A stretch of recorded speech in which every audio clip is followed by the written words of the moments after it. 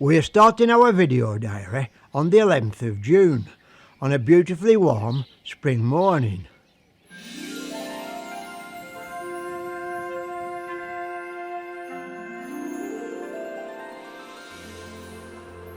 The climbing hydrangea has done particularly well this year, the blossom attracting many insects.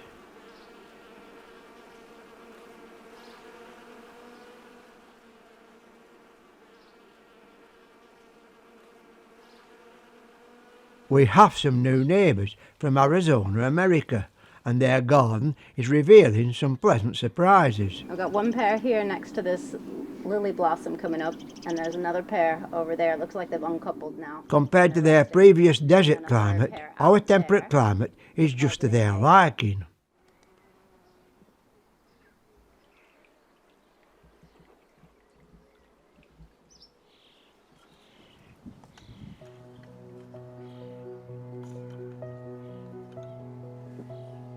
Back in our garden, I'm repairing our bug hotel to encourage the solitary bees back.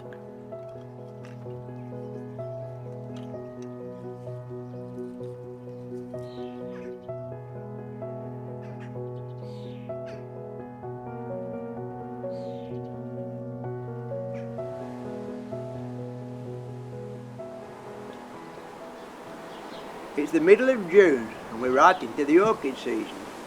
This patch of lawn which I haven't mown has rewarded me now with 3 common spotted orchids along with other spring flowers. So in a few days there might be a few more. We'll just have to wait and see. Around the garden all the orchids now are nearly in full flower. We haven't a vast lot, we've about 23 this year. In the old days we used to have about 80. The orchids in our garden are common spotted and southern marsh orchids, or a mixture of both when they hybridise. All the wild orchids have arrived naturally over the years, so the natural conditions in our garden satisfy their requirements.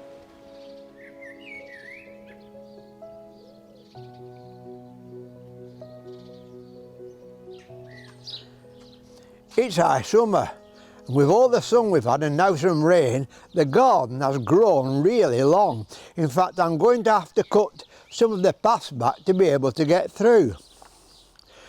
Looking in the garden where I haven't mowed for this year, it's surprising and I'm really suited that we've now got 6 common spotted orchids growing.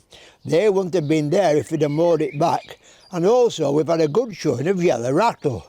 So this afternoon I'm going to just cut back a little bit to make the garden a bit more tidy, but remembering it still is a wildlife garden, and looking round there looks to be plenty of life in it. Not so much round the pond, but I'm going to concentrate on that area later. The orchids with all the rain have really grown now and they're at the best. In fact, I'd say some of them are just going over.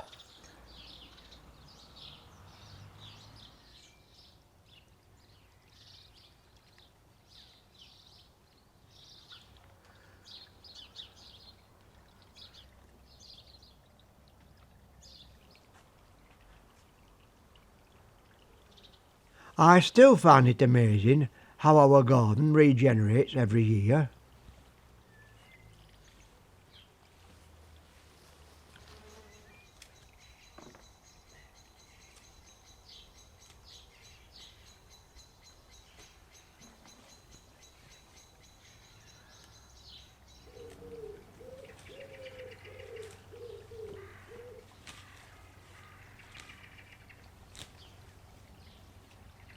This slight nudge from me makes the paths accessible again without tramping on all the flowers.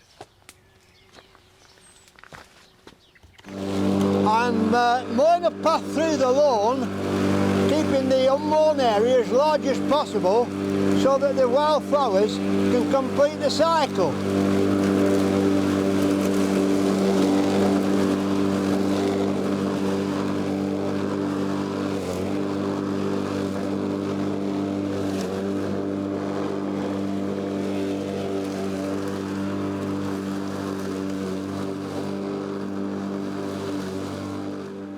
Creating this path on the small lawn makes the unmown area more attractive, and it's just a statement that our lawn holds many hidden plants when allowed to grow freely.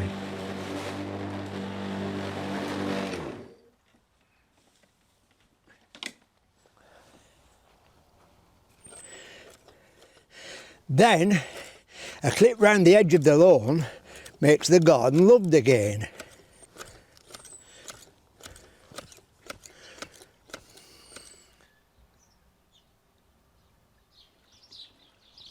Back again to Graham and Julie's garden. We've just taken over this garden this year and we're really enjoying all of the wildflowers that keep popping up. We've left part of the lawn wild and we're quite surprised to see how many different species are popping up out of the ground, including wild orchids. We've got another orchid growing here and a few over there, and I'm really glad that we didn't mow the lawn this year and let these orchids grow wild, because now they get a chance to complete their life cycle this year. We've also inherited a pond with this house, and at first we weren't sure whether we wanted to cope with a pond or not. We decided to give it a year and see how it goes, and I'm glad we did. So many things have come up in this pond, and just now I've noticed a brand new dragonfly in these irises who is just crawling out of his exoskeleton as a nymph to become a full dragonfly.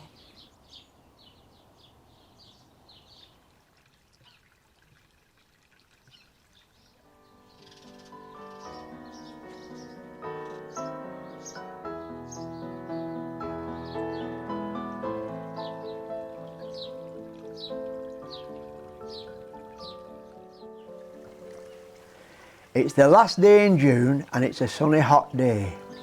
The garden's now moving into summer mode. We haven't filmed much in June because we've been away on holiday. So now we can look forward now to the hotter colours of July, and we'll see you in the later video.